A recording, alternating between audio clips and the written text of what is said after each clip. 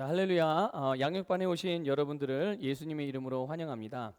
양육반은 우리가 그 그리스도인이 돼서 이제 하나님의 말씀 안에서 우리가 어떻게 성장하고 어떻게 자라갈 것인가, 영적으로 자라갈 것인가, 이런 기본적인 틀을 마련하는 과정입니다. 12과로 진행이 될 것이고요.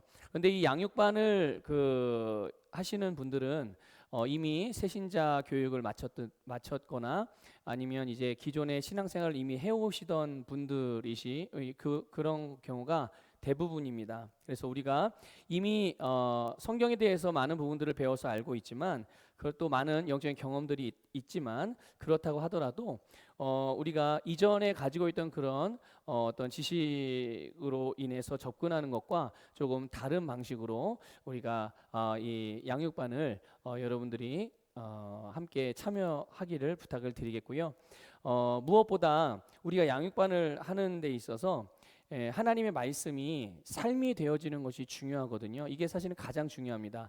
하나님의 말씀에 대한 지식 또는 정보, 성경에 어떤 내용들이 있는가, 그런 것들을 그냥 기억하기 위한 지식으로 배워서 또 그냥 알모로 그치는 것이 아니라 하나님의 말씀은 우리가 삶이 되어지는 게 중요합니다. 그래서 우리가 이 양육반을 시작하면서 몇 가지 기본적으로 우리가 알고 있어야 될 것들을 잠깐 나누고 우리가 오늘 일과를 진행하도록 하겠습니다.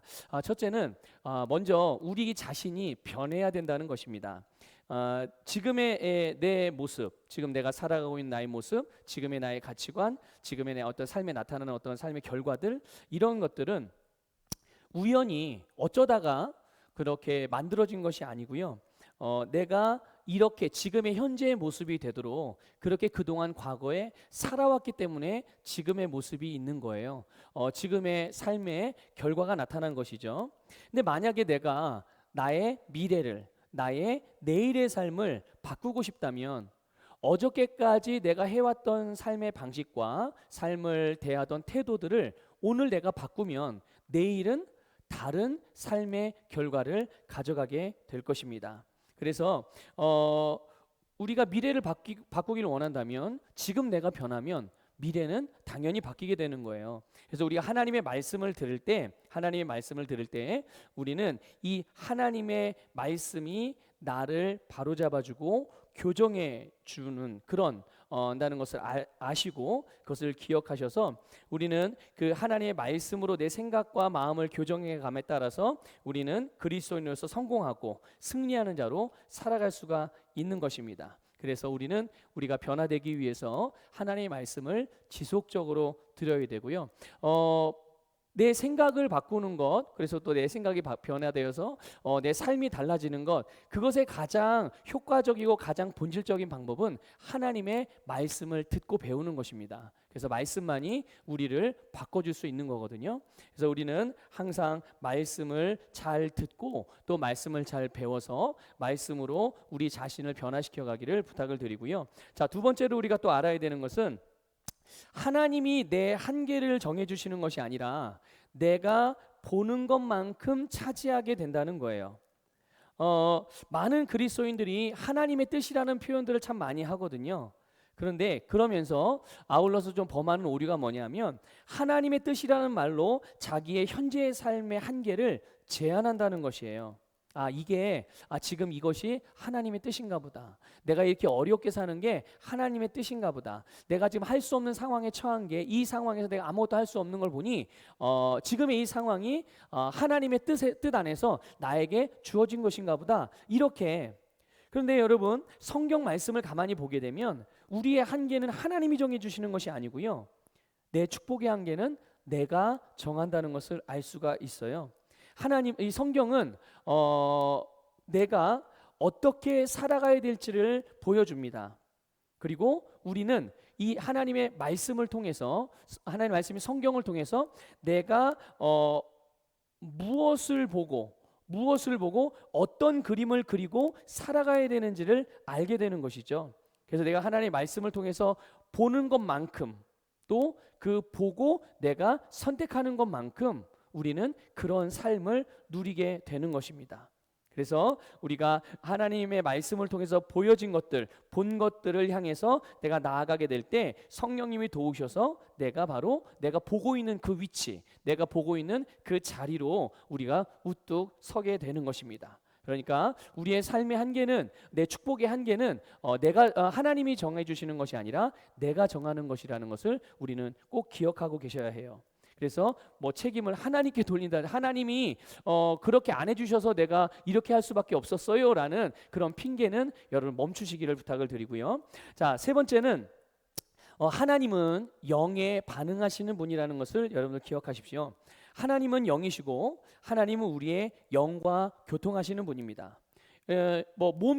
우리는 이제 몸이 교회에 와 있다고 하더라도 내 심령이 하나님에 대한, 또 주님의 말씀에 대한, 또 주님의 은혜에 대한 그런 어떤 갈급함이 없다면 그 사람은 심령이 갈급해서 교회에 온 사람이 받는 은혜를 똑같이 받을 수는 없는 것입니다. 그렇기 때문에 방법들 있잖아요. 얼마나 기도하고 얼마나 열심히 하고 얼마나 그 일들을 많이 하느냐, 이게 중요한 것이 아니라 우리의 심령에 얼마나 바른 태도와 바른 갈망을 가지고 있느냐, 그 또 하나님을 향한 열정을 얼마나 가지고 있느냐에 따라서 거기에 따라 하나님이 반응해 주시는 것입니다. 그래서 우리가 이 세 가지를 기억할 때 우리는 양육반 과정을 통해서 정말 놀라운 영적인 진보를 보게 될 것이고, 영적인 진보는 여러분의 삶의 아름다운 열매로 나타나게 될 거예요. 그래서 우리 이제 오늘 양육반 믿음의 완성 교재 5페이지를 보게 되면 이제 5페이지부터 우리 1가부터 시작하도록 하겠습니다. 제목은 진리가 너희를 자유케 하리라입니다. 우리 함께 외쳐보겠습니다. 진리가 너희를 자유케 하리라. 아멘. 자, 우리 기본 요절 암송이 있는데요. 요한복음 8장 31절부터 32절 말씀 우리가 함께 읽어보겠습니다.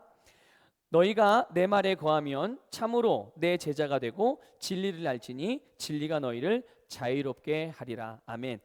먼저 우리가 이 믿음의 반석 교제를 통해서 양육반을 진행할 때 본문 성경 본 말씀은 말씀을 사용한 그 인용한 성경은 개역 개정도 물론 어느 부분은 있겠지만 대체적으로는 한글 킹제임스 버전으로 그렇게 인용을 하게 됩니다. 여러분 참고하셔서 이 성경 구절은 왜 내가 가지고 있는 성경 구절과 다르지? 이상하게 여기지 마시고 이 믿음의 반석의 교재에 나와 있는 기본적인 성경의 인용 부분은 한글 킹제임스 버전을 인용했다는 것을 여러분들 이해해 주시기를 부탁을 드리겠습니다.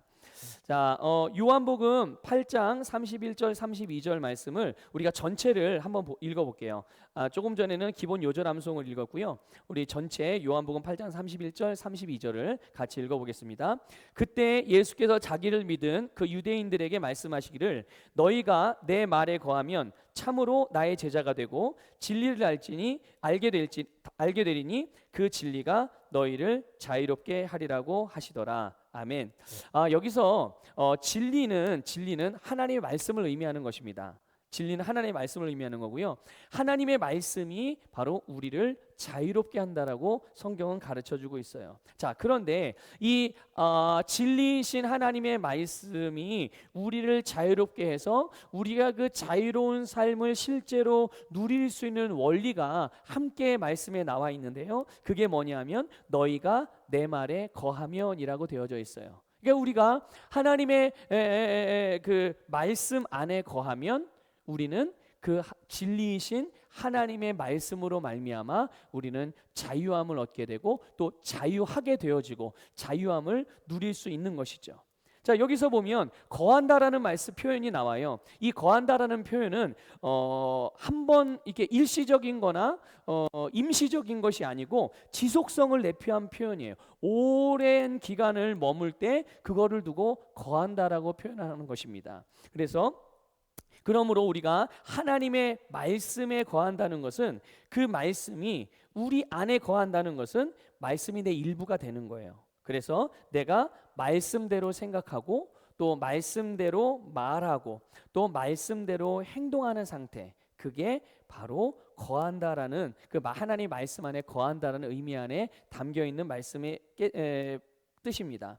자, 그렇게 될 때 하나님의 말씀이 우리를 자유롭게 해주죠. 그러면 우리는 보통 우리가 자유케 되어진다라고 생각할 때 보통은 어떤 부정적인 현상들이나 상황들이나 어떤 뭐 고통 이런 것들이 해소되는 것 이런 것들을 의미한다라고 여기는데요. 물론 그런 뜻도 포함되어져 있지만 그런 뜻만 있는 것이 아니에요. 그런 뜻만 있는 것이 아니라 우리가 알게 모르게 나 스스로를 가두는 여러 종류의 한계들이 있어요. 그게 뭐냐면 내 생각의 한계도 있을 것이고요.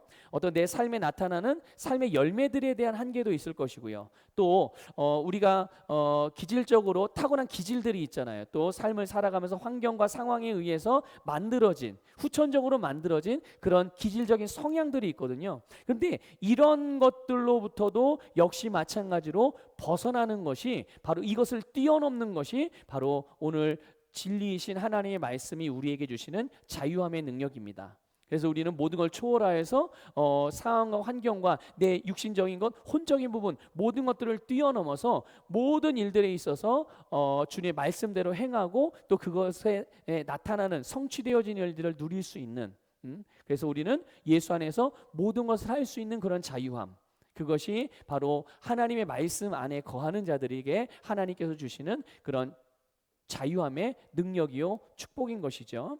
자, 우리 그러면 그 5페이지 아래를 우리 함께 같이 읽도록 하겠습니다. 하나님의 말씀은 진리이며 삶의 어느 분야든 말씀 위에 세운다면 성공할 수밖에 없습니다. 인간을 만드신 하나님께서 우리가 살아가면서 필요한 말씀들을 모두 성경에 주셨기 때문입니다. 그러나 우리는 우리 안에 자신이 인지하지 못하는 많은 경험과 이론들로 만들어진 잘못된 사상들을 가지고 있습니다. 그것들은 하나님의 말씀인 진리를 받아들이는데 장애가 될 뿐 아니라 자유롭고 능력 있는 그리스도인으로 살지 못하게 하는 원인이 되기도 합니다. 우리가 복음으로 말미암아 구원을 얻었음에도 불구하고 많은 그리스도인들은 자신이 갖고 있는 사상과 사고방식 때문에 복음의 자유함과 능력을 경험하지 못하는 것입니다. 그렇죠, 여러분. 우리의 생각은 우리가 가지고 있는 생각은 우리가 개인적으로 경험하거나 내가 그동안 접해왔던 어떤 정보들이나 또 배워왔던 그 지식들을 통해서 형성되어져 있기 때문에 이런 생각들을 그냥 단번에 바꾼다는 것 아니 또 바꾸려고 생각한다는 것은 사실 쉬운 일은 아닙니다. 뭐 예를 들면 만약에 행복에 대해서 기준이 사람마다 다르거든요. 그래서 각자가 가진 행복의 조건들을 추구하면서 살아갑니다. 어떤 사람은 그 행복의 조건에 대해서 돈이라고 생각을 하고 어떤 사람은 행복의 조건에 대해서 뭐 사회적인 지위라고 생각하기도 하고 명예죠, 명예. 또 어떤 사람은 뭐 학벌이나 또 아니면 가정의 행복 뭐 이런 것들 각자가 행복에 대한 기준들이 다르기 때문에 그런 것들을 생각해요. 그런데 중요한 것은요.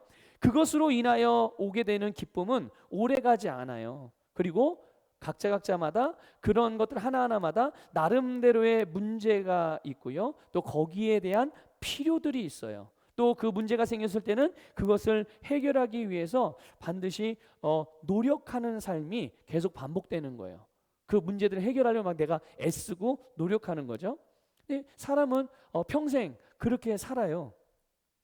여러분, 우리 사람이 진정으로 행복할 수 있는 비결이 뭘까요? 그렇게 행복을 주는 조건들을 찾아 헤매든지 아니면 그것을 내가 얻기 위해서 노력한다든지 아니면 그것을 얻었다 하더라도 중간중간에 발생하게 되는 그런 문제들을 해결하기 위해서 또 다른 노력과 또 다른 삶의 고군분투를 해야 되는 그런 모습으로 우리가 행복을 얻고 그 행복을 우리가 만들어 가느냐? 아니에요. 진정으로 우리가 행복할 수 있는 비결은 오직 하나님만이 가장 정확하게 알고 계세요. 왜 그런 줄 아십니까? 바로 우리를 만드신 분이 하나님이시기 때문에 그렇습니다. 하나님이 인간을 만드셨기 때문에 인간이 가장 행복할 수 있는 필요 조건이 무엇인지 하나님이 가장 잘 알고 계세요. 그래서 하나님은 성경을 통해서 가장 행복한 인생이 무엇인지를 우리에게 알려주신 거죠. 그래서 하나님의 말씀은 여러분 진리라는 것을 꼭 명심하십시오. 하나님의 말씀이 진리입니다. 그래서 우리의 삶의 어떤 분야든지 이 말씀으로 그 분야들을 세워나가기만 한다면 그 분야는 반드시 성공하게 되어져 있어요. 우리는 이 하나님의 말씀을 내 삶에서 최고의 자리, 최고의 권위에 두기만 한다면 하나님이 주신 모든 축복을 누리는 사람이 될 수 있습니다. 여러분들 그런 사람이 될 수 있고 그런 아름다운 역사를 경험하실 수가 있어요. 자, 그런데 이것이 이제 하나님께서 우리에게 말씀을 통해서 우리가 행복할 수 있는 진리에 대해서 말씀해 주신 바인데, 그런데 말씀을 온전히 받아들이지 못하게 방해하는 것들이 있습니다. 그냥 하나님이 말씀해 주시고 알려주신 대로 우리가 족족 그냥 받아들일 수만 있으면 얼마나 좋겠어요. 그런데 그게 그렇지가 않다는 거예요. 이 하나님이 주신 말씀을 내가 받아들이는데 자꾸만 방해되어지고 그것을 받아들이는 것이 수월하지 못하도록 이 장애물 역할을 하는 것들이 있거든요. 여러분, 사람은 각자 자신의 기준에 이 충실하게 살아갑니다. 그런데 이것이 하나님의 기준에 맞지 않으면, 그러니까 하나님의 기준에 맞지 않으면 나름 이 세상의 일반적인 기준에 맞게 살아가는 것 같지만 그것은 잘못된 기준에 우리가 충실히 살아가고 있는 것일 뿐인 거예요. 그러니까 하나님의 기준에 맞지 않으면 그렇다는 것입니다. 그러니까 하나님의 기준에 맞지 않는 그런 생각들이나 가치들이나 삶의 방식들을 가지고 있으면서 그것으로 말미암아 그것을 얻기 위해서, 그걸 추구하기 위해서 계속 노력하고 살아가는 삶의 그런 모습들은 결국 우리에게 아무것도 남겨줄 수 있는 것이 없는 거예요. 그래서 우리는 이런 부분들을 제거할 필요가 있죠. 그래서 하나님의 말씀의 위치를 내 삶의 가장 높은 위치에 두기로 결정하시기를 부탁을 드릴게요. 이 시간에 여러분 마음으로 결정하세요. 선택하십시오. 나는 내 생각보다 하나님 말씀을 더 높이 두겠다. 나는 내 가치관보다 또 내 경험보다 또 내가 그동안 배워왔던 것들보다 하나님의 말씀의 위치를 나는 내 삶에서 최상위 권위에 두겠다. 그렇게 선택하고 결정하게 되면 여러분의 삶에서 하나님의 말씀이 주어지게 될 때 그 말씀에 여러분의 삶을 세워나가는 일이 어렵지 않게 될 것입니다. 자, 우리 페이지를 넘겨서요 6쪽을 보겠습니다. 여기 보면 진리를 받아들이는데 방해되는 생각들이 있어요. 이제 세 가지가 나오는데, 첫째는 율법적인 생각이고요, 두 번째는 도덕적인 생각들이고요, 세 번째는 여러 가지 이론들입니다. 먼저 우리가 율법적인 생각에 대해서 보게 되는데요. 지금 말씀드린 이 세 가지가 진리이신 하나님의 말씀을 우리가 있는 그대로 하나님이 의도하신 그 의도 그대로 받아들이는 데에 대해서 방해하는 것들이라는 것을 꼭 기억하시면서 자, 우리 함께 읽도록 하겠습니다. 율법적인 생각이란 무엇이든지 나의 행동으로 말미암아 하나님의 복을 받는다는 생각을 말합니다. 이것 때문에 우리가 말씀을 대할 때 하나님의 뜻과 하나님의 성품을 발견하기보다는 해라, 하지 마라의 율법의 의미로만 이해하고 받아들이게 됩니다. 그래서 하나님이 은혜로 주신 것들을 알지 못하고 누리지 못하게 되는 것입니다. 그렇습니다, 여러분. 하나님은 우리에게 은혜로 주신 것들이에요. 모든 축복들, 또 구원으로 말미암아 오게 된 아름다운 그런 하나님의 선물들이 전부 하나님의 은혜로 주어진 것이거든요. 은혜로 주어진 것은 우리가 어떻게 받을 수 있을까요? 믿음으로 받으면 되는 겁니다. 은혜로 주어진 것들은 그냥 믿음으로 받으면 되는 것인데요. 은혜는 믿음으로 받는 것이고, 그런데 이 율법적인 생각을 가지고 있는 사람들은 대가를 자꾸만 생각하게 돼요. 근데 여러분 보세요. 대가는 어떻게 받는 거죠? 어떤 일에 대한 대가? 내가 노력한 결과로 받는 것입니다. 그러니까 은혜는 믿음으로 받지만 대가는 나의 노력의 결과로 받는 거예요. 바로 대가를 구하고 내 노력으로 뭔가를 얻어내려고 하는 그런 생각들, 그런 사고방식들, 그것이 바로 율법적인 생각입니다. 그래서 주로 이 행동 규범의 기준으로 생각하는 우리 사고방식의 패턴이죠. 그래서 율법적인 이 접근은 우리의 바깥 행동을 다룬다는 특징이 있어요. 그러니까 네가 뭐를 했냐 안 했냐, 행동으로 뭘 했냐 안 했냐, 여기에 초점을 맞춘다는 것이죠.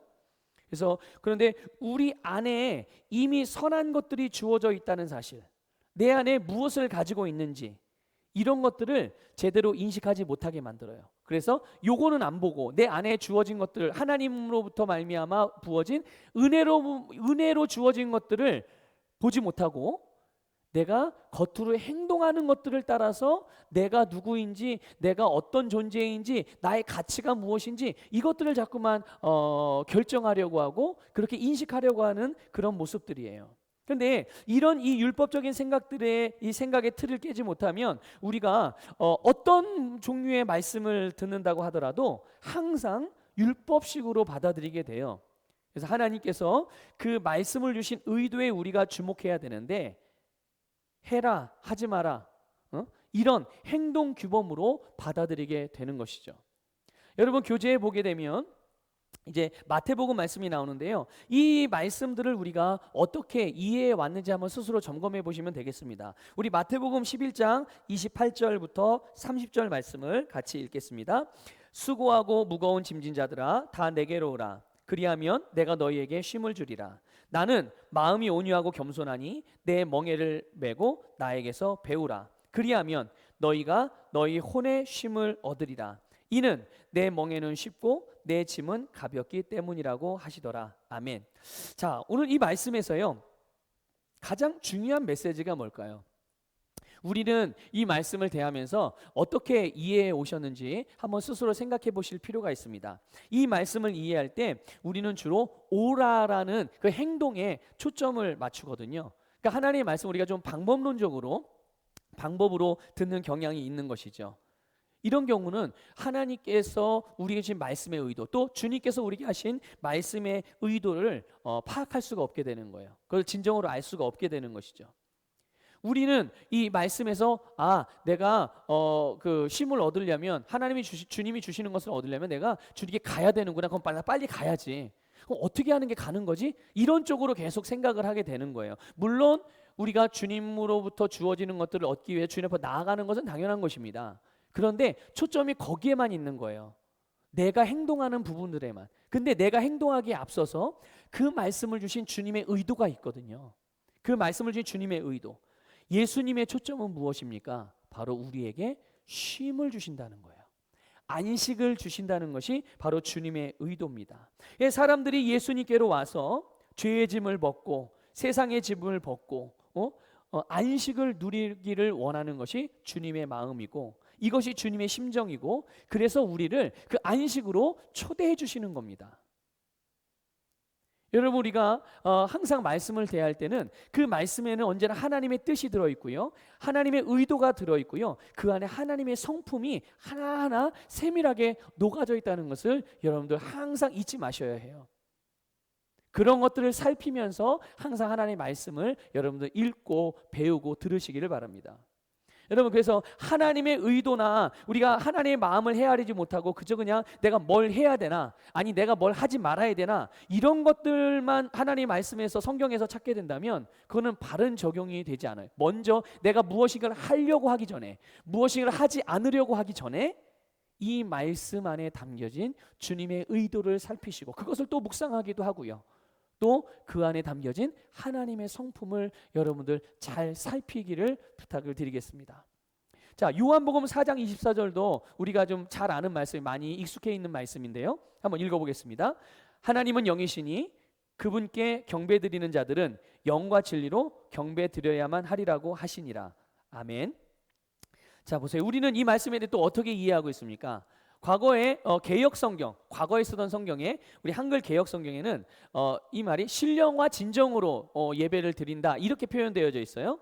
그런데 그래서 그 말씀을 번역에 대해 해석하기를 어떻게 해석했냐면 하나님께서는 진심을 다해서 정성을 다해서 예배를 드려야지 그런 예배를 받으시고 그런 예배자를 찾으시는구나 이렇게 이해해 왔어요. 그러니까 거룩한 모양으로 할 수만 있으면 가장 거룩한 그런 우리의 어떤 예배 태도, 그런 모습으로 겉으로 보여지는 그런 모습으로 하나님을 예배해야 되는 거 아닌가, 이렇게 우리가 이해하는 경우들이 많이 있었죠. 그런데 예수님께서 이 말씀을 하신 의도가 있어요. 의미가 있는 것이죠. 여러분 예수님이 이 땅에 오시기 전까지는 이 땅에서 영이신 하나님과 교통할 수 없게 되었어요. 누가요? 인간들이. 사람은 예수님이 이 땅에 오시기 전까지는요, 하나님과 온전한 교제를 누릴 수가 없었습니다. 하나님께 나아갈 수가 없었어요. 다시 말하면 온전한 예배를 드릴 수가 없었습니다. 그런데 그런 관계, 그런 인간의 상태를 예수님께서 회복시켜 주시기 위해서 오신 거예요. 그래서 예수님이 오셔서 십자가에서 속량의 사역을 완성하신 다음에 이제 그 예수 그리스도를 믿고 거듭난 우리 새로운 피조물, 그들의 새롭게 거듭난 영과 진리이신 말씀으로 예배드리는 것, 바로 그것이 이 예수님께서 요한복음 4장 24절에서 말씀하고 계신 본래 의도예요. 그래서 예수님으로 말미암아 영이 회복되고 말씀이 회복되어져서 이전과는 예수님이 오시기 전과는 다른 새로운 예배를 드리게 될 것에 대하여 예수님께서는 그렇게 이 말씀을 하신 것이죠. 여러분, 율법적인 생각을 우리가 복음적인 생각으로 바꾸고 성경 말씀을 대하기 시작하면 우리는 점점 주님의 뜻을 더 잘 알게 될 것입니다. 그리고 그만큼 당연히 더 많이 알게 되고 더 잘 알게, 바르게 알게 되면 당연히 주님에 대한 신뢰, 믿음이 증가되는 것은 당연한 것이고요. 그래서 진정으로 우리가 진리가 우리를 자유케 하는 그런 신앙생활을 누릴 수가 있는 것이죠. 자, 우리 이제 교제 7쪽을 보겠습니다. 이제 우리의 그 하나님께서 우리에게 주신 진리의 말씀을 받아들이는데 방해되는 두 번째 생각들이죠. 그게 뭐냐, 바로 도덕, 선행적인 생각들입니다. 그러니까 권선징악의 논리를 가지고서 삶의 태도를 취해가는 것들이에요. 이게 이제 대부분 불신자들이, 예수님을 믿지 않는 자들이 복음을 잘 받아들이지 못하게 되는 이유 중에 하나입니다. 우리가 성경 말씀을 읽다 보면 도덕적으로 판단했을 때 잘 받아들이기가 어려운 부분들이 꽤 많이 나옵니다. 그러니까 인간의 도덕적인 또 윤리적인 기준을 거스르는 것처럼 보이는 그런 부분들이 종종 있거든요. 대표적으로 다윗과 사울의 이야기가 그렇습니다. 다윗 같은 경우는 살인을 저질렀고요, 또 간음을 했던 그런 사람이었습니다. 그런데 하나님이 그런 다윗은 용서해 주셨어요. 그러니까 살인하고 간음을 했는데 하나님이 다윗을 용서해 주셨거든요.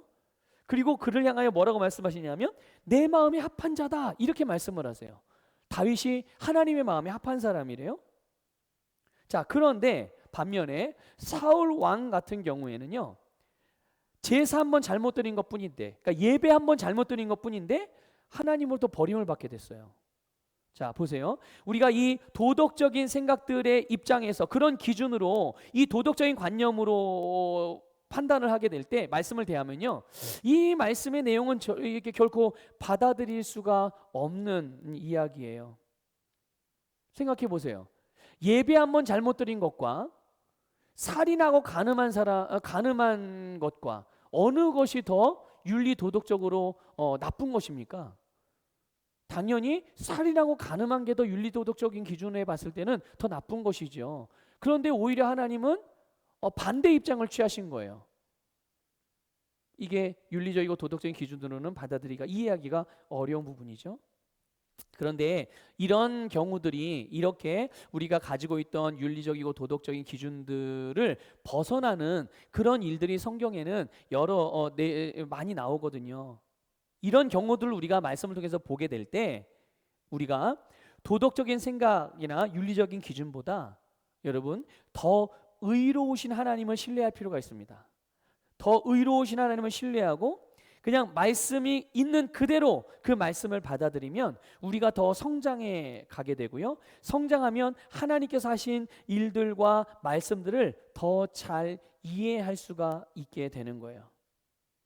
그래서 하나님께서 보여주신 사건들에 대해서 우리가 영적으로 정확하게 이해하지 못하게 되면, 어떤 경우에 하나님의 말씀을 영적으로 정확하게 이해하지 못하게 됩니까? 바로 그 내용들을 도덕적인 개념으로 접근하거나 받아들이게 되면 우리 자신을 하나님의 말씀으로 세워가기가 힘들어져요. 그것도 이제 대표적인 예가 또 신약 성경에도 나와 있죠. 우리 마가복음 11장 12절부터 14절의 내용을 보겠습니다. 자, 마가복음 11장 12절 14절 읽겠습니다. 그 다음 날 그들이 베다니에서 나왔을 때에 주께서 시장하신지라 저쪽에 잎이 있는 한 무화과 나무를 보시고 거기에 무언가 있을까 하여 가보셨으나 잎사귀 외에는 아무것도 찾지 못하셨으니 이는 무화과의 때가 아직 아니기 때문이라. 예수께서 대답하여 무화과 나무에게 말씀하시기를 이후로는 영원히 내게서 아무도 열매를 먹지 못하리라고 하시니 제자들이 그 말을 듣더라. 아멘. 자, 이 경우에 보면 가만히 있던 무화과 나무에 예수님께서 저주를 하신 것과 같이 우리가 볼 수가 있어요. 그런데 우리가 이 말씀을 대할 때 무화과 나무 입장이 돼 보는 거죠. 아니, 죄 없는 가만히 있는 그냥 무화과 나무가 무슨 죄가 있다고 예수님께서 저렇게 무화과 나무를 무화과 열매를 맺을 때도 아닌데 당연히 그런 시기도 아닌데 무화과 나무를 찾으시는 분이 이상한 분이지 왜 무화과 나무를 저렇게 저주를 했을까라고 생각할 수 있어요. 이런 접근이 바로 도덕적인 접근이에요. 그러니까 어떤 사건에 대해서 주님께서 뭔가를 말씀하셨을 때 그 사건 자체가 중요한 것이 아니라 거기에 담겨진 예수님의 의도가 있거든요. 목적이 있는 거예요. 그러니까 예수님께서 하신 모든 행동과 말씀들은 전부가 다 하나님의 뜻의 표현들이란 말이에요. 그래서 그 나무에게 어떤 잘못이 있어서 저주한 것이 아닙니다. 그 사건을 통해서 믿음의 원리를, 다시 말씀드립니다. 그 사건을 통해서 믿음의 원리를 제자들에게 보여주시기 위한 하나의 예로서 그 나무를 사용하신 것뿐이에요. 여러분, 하나님이 어떤 분입니까? 창조주예요. 하나님이 어떤 분입니까? 모든 만물의 주님이시거든요. 그런데 그분께서 우리에게 영적인 교훈을 주시기 위해서 나무 한 그루를 사용하는 것은 문제될 게 아니죠. 그런데 우리는 이상하게 하나님께서 또 예수님께서 어떤 사건들을 나타낼 때 그 자체에 대해서 굉장히 예민하게 반응하는 경우들이 있어요. 바로 이런 윤리 도덕적인 기준들 때문에 그런 거예요. 이런 사고방식들 때문에 그런 거예요. 그런데 우리는 사건 자체가 아니라 바로 거기에 담겨 있는 주님의 의도를 먼저 생각해보고 파악할 것이 필요한 것이죠. 예수님은 이 사건을 통해서 새로운 종류의 기도에 대해서 가르치고자 하신 거예요. 그동안 해왔던 이스라엘 백성들의, 하나님의 백성들의 기도의 패턴, 어떤 기도의 방식, 이게 아니라 전혀 새로운 기도에 대해서 가르치시고자 하신 거예요. 그래서 이루어질 줄 믿고 의심하지 않고 말하면 그대로 된다. 무엇이든지 기도하고 구하는 것은 받게 된다. 이 기도의 방식을 주님께서는 가르쳐 주시기 위한 거였죠. 구약 시대에는 이런 기도가 없었어요. 그들은 거듭나지 않았고, 그리고 그들 안에는 이 조의 생명이 없었기 때문에 단지 율법을 지키고 하나님의 긍휼과 자비를 구하는 것이 그들의 기도 방법이었거든요. 그런데 이제 예수님이 오셨고 이제 그분의 속량 사역을 통해서 곧 나타나게 될 새로운 피조물에게는 다른 방식의 기도가 있는데 그게 바로 이 부분인 거예요. 그래서 이것을 가르쳐주기 위해서 무화과 나무를 사용하신 거죠. 우리가 믿음으로 말한 것이 말한 대로 될 줄 믿으면, 의심하지 않고 믿으면 그대로 되는 것. 예수님께서 하신 것처럼 예수님께서 그 무화과 나무가 열매를 맺지 못하리라 말씀하셨고 돌아오실 때 보니까 그 무화과 나무가 예수님이 믿음으로 말한 대로 그대로 된 거죠.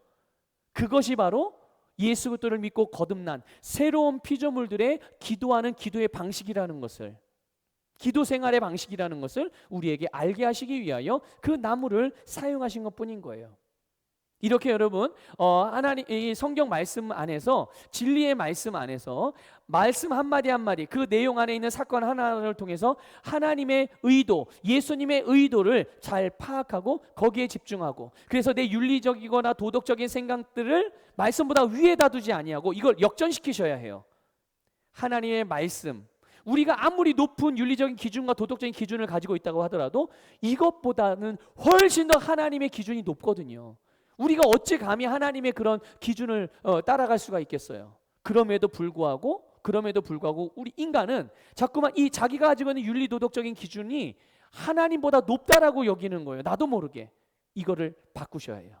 그래서 내 윤리적인 기준, 내 윤리적인 사고방식보다 하나님은 항상 옳다라는, 하나님의 말씀은 항상 옳고 하나님의 말씀은 항상 진리이고, 그래서 내가 혹이라도 이해가 되지 않는다면, 납득이 되지 않고 받아들여지지 않는다면 잠시 내 윤리적인 도덕적인 기준을 그렇게 생각하는 사고방식을 잠시 멈추고 그냥 말씀의 내용을 그대로 아멘하고 받아들이는 자세가 필요하고요. 그것이 내 생각보다, 윤리적이고 도덕적인 기준보다 하나님의 말씀을 더 상위권위에 두는 방법입니다. 여러분, 민수기에도 그런 말씀이 나와요. 민수기 15장 32절부터 36절에 그런 말씀이 나오는데요. 여기에는 어떤 말씀이냐면 안식일에 나뭇가지를 걷어들이고 죽음을 당한 예가 나오거든요. 여러분 잘 아시죠? 구약 시대에는 안식일을 보면 어떻게 됐습니까? 돌로 쳐서 죽였어요. 아니, 안식일에 나뭇가지 하나 주로 다녔다고 그래서 사람이 죽임을 당한다? 아니, 하나님은 사랑의 하나님 아니신가? 어떻게 하나님이 그럴 수가 있지? 우리는 그 사건 자체만 보면 그렇게 판단할 수가 있죠. 이 윤리적이고 도덕적인 사고방식을 가지고 있다면, 그것을 기준으로 모든 것을 판단하고 모든 것을 결정하려고 한다면 그런 오류를 범할 수 있다는 거예요. 그런데 이 구약 성경에 나타난 안식일에는 우리가 전혀 예상치 못한 하나님의 그런 메시지가 담겨 있는 겁니다. 비밀이 담겨 있었던 거예요. 그게 뭐냐면 바로 구약의 안식일은요, 예수 그리스도에 대한 모형이에요. 그러니까 안식일을 지킨다, 안식일을 지키지 않는다는 것은 예수 그리스도를 믿느냐, 예수 그리스도를 믿지 않느냐, 예수 그리스도를 따르냐, 예수 그리스도를 따르지 않느냐, 예수 그리스도를 존중하느냐, 예수 그리스도를 존중하지 않느냐, 이런 것에 대한 기준이란 말이에요, 이 안식일이. 그러니까 안식일을 범했다라는 것은 예수 그리스도를 범한 것이죠. 그분을 믿지 않는 것이죠. 그분을 욕되게 한 것이죠. 그러니까 당연히 어떻게 됐어요? 여러분, 예수님을 믿지 않으면 어떻게 됩니까? 영적으로 죽음의 상태로 계속 가는 거예요. 결국은 멸망하게 되는 거죠. 지옥으로 들어가게 되는 거예요. 그것이 바로 구약의 안식일에 담겨진 의미니까, 이런 의미와 하나님의 의도를 알게 되면 아, 그렇구나, 이렇게 우리가 알 수가 있게 되는 거죠. 여러분, 모든 성경 말씀을 볼 때 우리는 그 안에서 하나님께서 주시고자 하시는 이 핵심 메시지를 발견하고 그것을 취해야 되는 거예요. 그렇기 때문에 하나님께서 하시는 일은 다 옳다, 이런 믿음으로 말씀을 향하여 접근하시기를 부탁을 드리고요. 우리의 도덕적이고 윤리적인 기준이 하나님의 높으신 생각을 다 이해하지 못하기 때문에 혼란을 느낄 수는 있을 수 있지만, 하나님의 말씀을 나의 도덕적인 생각보다 위에 두는 것이 우리가 해야 될 마땅한 태도인 것을 여러분들 기억하십시오. 그것을 배우시기를 부탁을 드립니다. 자, 세 번째, 진리를 받아들이는 데 방해되는 세 번째 생각들은 뭐냐면요, 바로 이론들이에요. 그러니까 경험적으로 또 우리가 살아오면서 경험했던 경험들, 그리고 과학적인 사고방식들, 이런 거죠. 그러니까 어릴 때부터 배워오고 경험되어져서 내 사상이 되고 내 삶에 내가 그러니까 의식하지 않아도 자연스러운 내 삶의 일부가 된 것들, 이것들이 이제 여러 가지 이론들이거든요. 여러분, 우리는 눈에 보이는 세계의 어떤 자연 법칙들이나 이론들과 경험들이 하나님의 말씀보다 높아지는 경우들이 많거든요. 이게 바로 이제 이 이론들인 거예요. 하나님의 말씀을, 진리신 말씀을 그대로 받아들이기에 어렵게 만드는, 힘들게 만드는 부분들, 장애물들이죠. 그래서 이런 부분들에 묶여 있는 경우에는 성경에 나오게 되는 여러 가지 기적적인 사건들, 그러니까 자연적인 법칙, 이 세상의 원리에서 벗어난 내가 경험했던 것들보다 그 이상의 뭔가가 나오게 됐을 때, 그런 내용들을 우리가 보게 될 때 그걸 받아들이거나 이해하기가 어려워지게 되는 경우예요. 대표적인 사건으로 마태복음 14장 26절에 나오는 예수님이 바다 위를 걸으신 사건, 또 14장 15절부터 21절에 나오는 오병이어의 기적과 같은 사건, 이 두 가지 사건은 다 자연 법칙을 벗어난 기적들 아니에요. 물체가 어떻게 물 위에 떠 있을 수가 있어요? 사람이 어떻게 물 위에서 그냥 아무런 장치도 없이 그냥 서 있을 수가 있어요? 그렇죠? 그거는 자연 법칙으로는 불가능한 일이에요. 또 마찬가지로 오병이어도 그렇죠. 여러분, 물고기 2마리 그리고 떡 5개를 가지고서요, 5명 정도가 먹는 거는 가능하죠. 조금씩 나눠서 먹어요. 그런데 여러분, 5,000명, 남자 장정만 5,000명이에요. 그리고 나서 12바구니가 남았어요. 애초에 물고기 2마리와 떡 5개는요 광주리 하나의 광주리도 채워지지 않는 부분인데 다 먹고 남은 것들을 모았더니 12바구니가 된 거예요. 이건 다 자연적인 법칙이나 세상적인 원리나 세상적인 상식, 합리적인 사고로 인하여 바라볼 때 이거는 전혀 맞지 않는, 그것들을 뛰어넘는 것들이, 그러니까 기적들인 거예요. 기적들. 그런데 하나님은 창조주세요. 이 세상을 지으신 분이에요. 그렇기 때문에 하나님은 당연히 모든 자연 법칙들을 거스를 수 있는 분임을 우리가 꼭 기억해야 해요. 그래서 하나님은 우리 이 세상을 지으시고, 이 세상이 어떤 세상입니까? 우리가 살아가는 세상을 이제 3차원적인 세상이라고 이렇게 표현을 하는데, 이 세상을 지으시고요 자연 법칙을 놓으신 분이 하나님이세요. 그런데 그뿐만 아니라 자연 법칙만을 놓으신 것이 아니라 영적인 차원도 모두 주관하시는 분이에요. 이 자연의 법칙을 뛰어넘는, 그러니까 3차원의 세계를 뛰어넘는 4차원의 세계, 아니 그 이상의 세계까지도 하나님은 다스리는 분이세요. 모든 것을 주관하시는 분이죠. 그래서 시간, 공간, 또 어떤 차원들을 초월하여 다스리는 분이 이 3차원의 영역에 잠시 4차원의 원리를 풀어놓게 될 때 사람의 눈에는 그게 기적처럼 보이는 거죠. 그런데 이런 일이 하나님께는 행하기 어렵다든지 아니 불가능하거나 아니면 힘든 일들이 아니라 하나님의 입장에서는 이건 너무도 지극히 평범한 일들이라는 것을 우리가 인식할 필요가 있습니다. 아울러서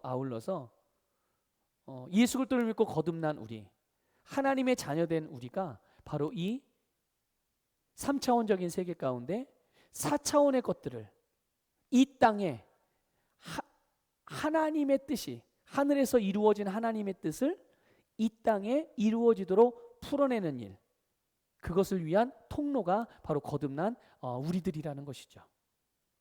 얼마나 놀랍습니까, 여러분? 자, 우리 고린도후서 4장 4절을 볼게요. 자, 이게 이제 우리가 일반적으로 알고 있는 이론에 사로잡힌 사고방식에 의해서 나도 모르게 어떤 일들을 만나게 될 때 나타나는 우리의 이 반응들을 알려주는 부분입니다. 자, 고린도후서 4장 4절 읽겠습니다. 그들 가운데 이 세상의 신이 믿지 않는 자들의 마음을 어둡게 하여 하나님의 형상이신 그리스도의 영광스러운 복음의 광채가 그들에게 비치지 못하게 하느니라. 아멘. 자, 보세요. 여기 보면 믿지 않는 사람들의 마음을 어떤 존재가 어둡게 한대요. 그 존재가 어떤 존재입니까? 오늘 읽은 여기 말씀에는 이 세상의 신이라고 그랬어요. 사탄 마귀죠. 이 세상을 주관하는 어둠의 영들, 그렇죠? 그들이 세상의 사람들의 마음을 어둡게 해요. 그럼 그 어둡게 해서 나타나는 결과가 무엇입니까? 하나님의 형상인 그리스도의 영광스러운 복음의 광채가 그 사람들에게 비치지 못하게 하느니라. 그러니까 그들이 말씀을 들어도 깨닫지 못하게 되고, 복음을 제시받아도, 좋은 소식을 가져다 주어도 그것에 대하여 마음을 닫고 알아들을 수도 없고 받아들일 수도 없고 계속 거절하고 거부하고 깨닫지 못하게 되어지는 그런 거를 말하는 건데요. 우리가 복음을 증거하다 보면, 전하다 보면 사람들이 예수님을 받아들이지 않는 경우가 대부분이잖아요. 복음을 받아들이는 사람보다 받아들이지 않는 사람들이 훨씬 많죠. 그런데 그들이 복음을 받아들이게 되지 않으면 우리는 왜 저 사람이 복음을 받아들이지 않을까 이렇게 생각을 하고 나름대로 이유를 찾거든요.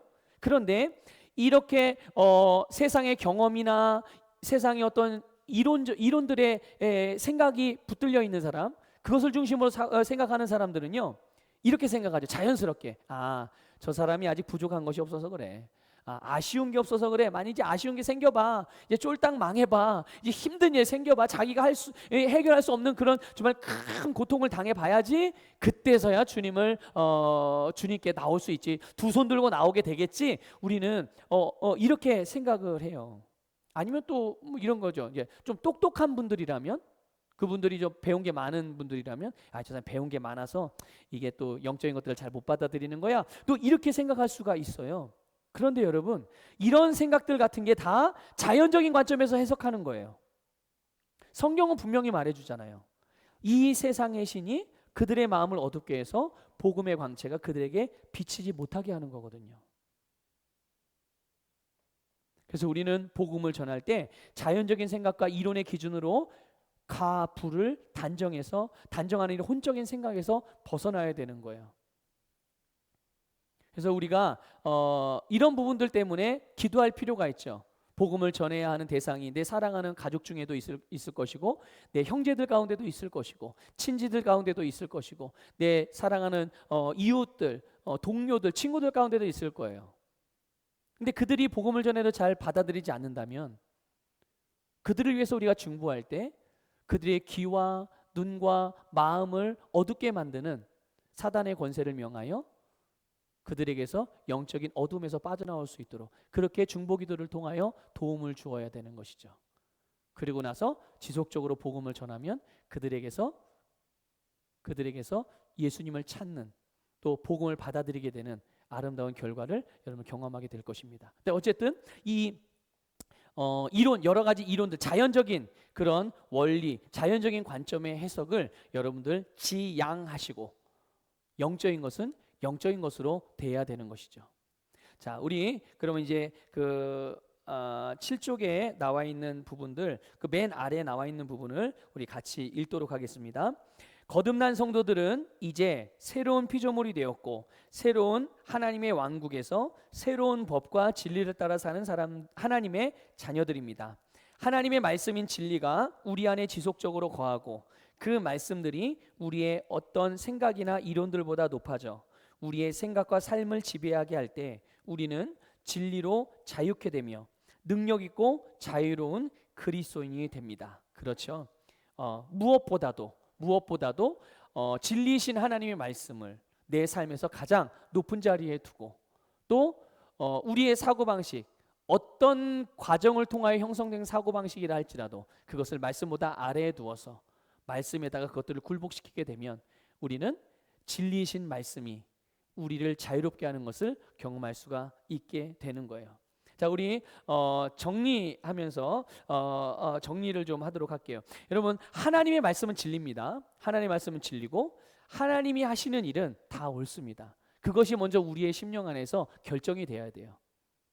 아, 그래, 맞아. 하나님의 말씀은 진리야. 그리고 하나님이 하시는 일은 다 옳아. 왜 옳습니까? 그분 자체가 진리이기 때문인 것이고요. 그분 자체가 완전하신 분이기 때문에 그런 거예요. 그래서 내가 율법적으로 접근하지 않고, 또 도덕적으로나 이론이나 경험에 맞지 않는다고 할지라도 하나님의 말씀은 옳고 하나님이 하신 일은 옳기 때문에 나는 하나님의 말씀을 나의 최고의 자리에 놓겠다. 여러분, 결단하십시오. 이 시간 선택하시고 이것으로 결정하셔야 합니다. 그것이 오늘 우리가 이 일과를 배우는 목적 중에 하나고요. 그렇게 됐을 때 우리의 삶에서 진리가 너희를 자유케 하리라는 말씀이 그대로 이루어지게 될 것입니다. 자, 우리 페이지 8쪽을 보겠습니다. 한 페이지 넘겨서요. 8쪽을 보게 되면 바울의 기도가 나와요. 이게 이제 평생의 기도 제목이라고 되어져 있는데, 우리 새로운 피조물, 예수 그리스도를 믿고 거듭난 새로운 피조물이 해야 될 기도의 모범입니다. 그래서 에베소 1장 17절부터 19절에 바로 이 바울의 기도가 나오는데, 이 기도는 모든 성도가 우리 자기 자신은 물론이거니와 섬기는 영혼들을 위해서 우리가 지속적으로 고백하기에 아주 적합한 그런 기도문이에요. 그래서 이 기도의 별명이 있거든요. 계시기도라고 말합니다. 이 별명을. 그래서 17절에 보면 기도할 내용과 목적이 나와요. 17절을 보면요, 지혜와 계시형을 주소서라고 기도하고 있습니다. 사도 바울은. 그런데 그 목적이 뭐예요? 지혜와 계시형을 달라고 하는 그 목적이 무엇입니까? 하나님을 더 알도록. 자, 이걸 계시의 기도라고 말씀을 드렸어요. 계시의 기도인데 하나님을 더 알도록. 또 18절에는 마음의 눈을 밝혀 주소서, 이렇게 기도하고 있어요. 왜요? 그 목적은 부르심의 소망을 알도록, 또 성도의 기업의 풍성함을 알도록 계속 뭔가를 알아가는 그런 기도를 계속 하고 있죠. 19절에도 믿음의 능력이 얼마나 위대한지를 알게 하소서. 그 알물 통해서 무엇이 우리에게 유익이 있습니까? 믿음으로 받은 모든 것들을 누리게 되는 것이죠. 그러니까 이것을 위해서 계속 이 기도를 하는 거예요.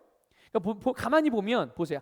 우리가 기도할 때 기도하면 마치 내가 아무것도 없는 것 같이 하나님께 뭔가 계속 얻어내는 달라고 하는 기도를 하는 것이 보통 일반적인 거거든요. 근데 바울을 보게 되면 더 큰 하나님의 사랑과 긍휼을 구하는 게 아니에요. 뭔가 요구, 본인이 뭔가 이 세상적으로 필요한 어떤 것들을 구하는 게 아닙니다. 이미 우리가 구해야 할 필요로 느끼는 것들, 이런 것들은 이미 우리에게 넘치도록 주어졌어요. 사도 바울은 바로 그 계시 안에서 하나님께서 그에게 베푸신 계시 안에서 이거를 분명하게 알고 있었던 거죠. 깨달았던 것이에요. 그래서 가장 먼저 무엇을 구했느냐? 지혜와 계시의 영을 구한 거예요. 우리에게 필요한 것은 다른 게 아니라 지혜와 계시의 영을 통해서 하나님을 더 깊이 알게 되고 그분께서 우리에게 주신 부르심과 기업 또 축복과 능력들을 발견해내는 거예요. 그러니까 그것이 어디에 있기 때문에 우리 안에 주어져 있는 거거든요. 거듭난 우리의 영 안에 우리가 거듭날 때 이 하나님으로부터 모든 것이 주어져 있는데 이것을 우리가 알면 우리는 이것을 꺼내서 사용할 수 있고 사용하면 당연히 삶에서 우리가 그것들을 경험하게 될 것입니다.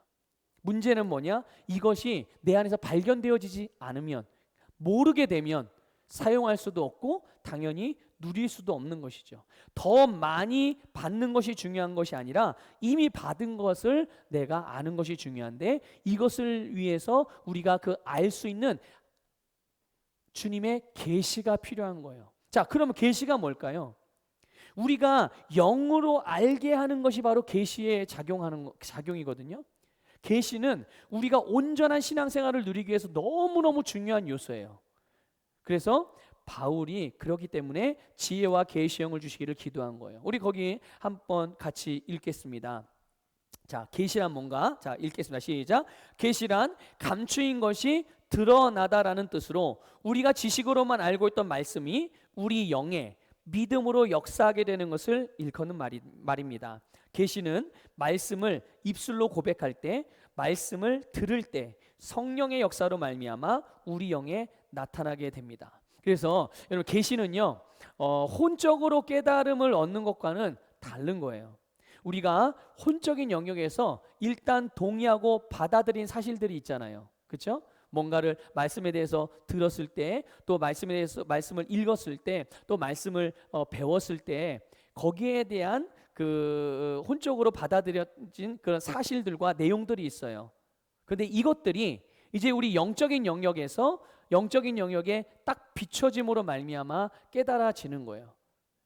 성경의 내용이 무슨 내용이라는 걸 알긴 알아도 거기에 담겨진 의미와 메시지를 파악하는 것은 우리의 혼적인 생각의 능력으로 할 수 있는 게 아니거든요. 내 스스로 알 수 있는 것도 아니고요. 바로 우리 안에 계신 성령님이 우리에게 지혜와 계시의 영을 부어주시고 그렇게 역사하실 때, 알려주실 때 우리가 이거구나 알아지는 거예요. 원래 우리가 알고 있던, 원래 가지고 있던 그 지식이 어느 순간 알아지고 깨달아지고 믿어지는 것, 이게 바로 계시라는 것이죠.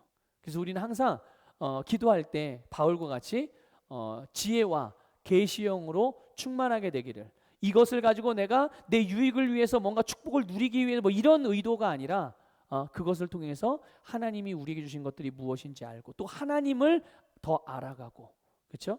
이런 부분들을 위해서 우리가 이 지혜와 계시의 영을 늘 기도할 때마다 구하면 우리는 더욱더 풍성한 우리 안에 계시가 일어나서, 당연히 보는 것만큼 우리가 가져간다고 그랬잖아요. 보는 것만큼 누릴 수 있는 거거든요. 주님께서 보여주실 때 그것을 내가 보는 것. 하나님은 우리에게 모든 것을 보여주기를 원하세요. 그런데 우리가 볼 수 있는 것이 그냥 혼적으로는 한계가 있기 때문에 하나님이 계시하셔서 보여주시면 우리는 그것을 볼 수 있는 거거든요. 그래서 우리가 뭐 계시의 예들이 교재에도 나와 있는데요. 치유에 대한 계시, 그렇죠? 또 물질적인 부요에 대한 계시, 예수님이 나를 위해 죽으셨다는 사실에 대한 계시, 뭐 염려에 대한 계시 등등 여러 가지 성경에 나와 있는 주님의 메시지를 담고 있는 모든 것들 가운데 주님께서 계시해 주실 때 그 분야에 대해서 내가 믿어지게 되고, 당연히 믿어진 것은 결국 내가 입술로 선포하고 고백하면 그것이 내 것이 되는 것입니다. 자, 우리 그 아래 같이 읽겠습니다. 우리의 변화와 발전은 하나님의 말씀과 성령의 역사를 통해서만 가능합니다. 하나님의 말씀은 우리의 방향과 의지를 결정하게 하며 성령님의 역사를 통해서 우리는 능력을 공급받게 되어 발전해 갑니다. 아멘. 그렇죠, 여러분. 그래서 우리는 내 스스로 노력하고 애써서 변화되는 것이 아니라 바로 하나님의 말씀과 성령의 역사를 통해서만 변화되는 것이 가장 정확한 것이고 그것만이 우리를 변화시키는 능력이거든요. 그래서 여러분이 오늘 이 교재의 1과의 제목인 것처럼 진리가 너희를 자유케 하리라. 진리이신 말씀이 우리를 자유하게 하고 우리의 모든 한계를 뛰어넘게 하며 우리로 이 땅에서 예수님과 같이 기능하며 살아가게 하는 능력입니다. 그래서 진리이신 말씀을 있는 그대로 받아들이고 주께서 계시해 주시는 계시의 내용들을 따라서 여러분들이 그것들을 믿음으로 취해갈 때 여러분들은 매일매일의 삶에서 영적인 진보, 영적인 성장을 이루게 될 것입니다. 자, 오늘 교재의 8쪽의 맨 아래 보게 되면 믿음의 고백이 나와 있어요. 우리가 말씀을 들을 때는 우리가 동의합니다. 아, 맞아요, 아멘, 아멘 하고 듣거든요. 그런데 실제로 우리가 삶의 자리에 돌아가서 어떤 일을 대하거나 어떤 사건을 만나게 될 때 우리 몸에 반응이 나타나거든요. 우리의 생각에 반응이 나타나는데 그때 무의식적으로 즉각적으로 나타나는 반응은 우리가 가지고 있는 사상이 나오게 되는 거예요. 내가 그냥 한 번, 그냥 두 번 이렇게 배워서 내가 그냥 알고 있는 지식이 나오는 것이 아니라요. 이미 내 안에서 사상이 되어진 것들이 무의식적인 반응으로 이렇게 나오게 되는 거거든요. 그렇기 때문에 우리가 진리이신 하나님의 말씀을 지속적으로 반복해서 고백할 때 하나님의 말씀이 우리의 사상이 되는 거예요. 그러니까 내가 그동안 사람의 말들이나 세상의 이론이나 세상의 방법으로 내 사고방식을 만들어 갔다면 이제는 그것으로부터가 아니라 하나님의 말씀으로 우리의 기존에 가지고 있던 사고방식을 바꾸는 거예요. 원래 가지고 있던 사고방식을 빼내고 하나님의 말씀의 사고방식을 집어넣는 거죠. 그것의 아주 탁월한 방법 중에 하나가 이 바로 믿음의 고백입니다. 우리의 입으로 말씀을 고백하고 우리의 입으로 내가 믿는 말을 말하는 것, 그것이 또 우리의 사고방식을 바꾸는 가장 탁월한 방법 중에 하나이기 때문에 이 믿음의 고백을 할 때는 우리가 하나님의 말씀 앞에 동의하는 그런 심령으로 감정도 싫고 우리의 믿음도 싫고 그래서 큰 소리로 선포하는 것이 좋습니다. 여러분 교재 9쪽에 보게 되면 1번 그리고 2번 그리고 10쪽에 3번이 있습니다. 이것을 우리가 함께 같이 고백할 1번은 복음 안에서 주신 자유함과 능력을 선포하십시오. 이게 바로 이제 새로운 피조물이 가지고 있는 자유함이거든요. 그 아래 우리 같이 믿음으로 고백하겠습니다. 나는 그리스도 안에서 새로운 피조물입니다. 나는 영생하는 삶, 즉 하나님과 같은 생명을 가지고 살아갑니다. 나는 하나님의 자녀이며 자녀로서의 권세를 가지고 있습니다. 나는 성경을 통해 자녀로서 합당한 삶을 알고 그러한 삶이 나의 것임을 예수 이름으로 선포하고 취함으로 내 삶은 점점 풍성해집니다. 나는 자유케 하는 온전한 법을 들여다보고 말씀과 믿음을 따라 행동하고 말하며 행동함으로 예비하신 축복을 누립니다. 영생은 나의 것입니다. 의인은 나의 것입니다. 사죄함은 나의 것입니다. 해방은 나의 것입니다. 치유와 건강은 나의 것입니다. 화평, 하나님과 하나됨은 나의 것입니다. 형통은 나의 것입니다. 자, 이제 2번 진리를 받아들이는데 방해가 되는 것들을 버리십시오. 우리 고백하겠습니다. 나는 하나님의 말씀을 율법적인 생각으로 받지 않고 하나님의 은혜로 받기를 원합니다. 내 안에 율법적인 사고와 판단하는 습관을 예수님의 이름으로 거절합니다. 나는 도덕적인 기준으로 하나님의 말씀을 보지 않습니다. 나는 복음의 눈으로 모든 성경을 보고 이해합니다.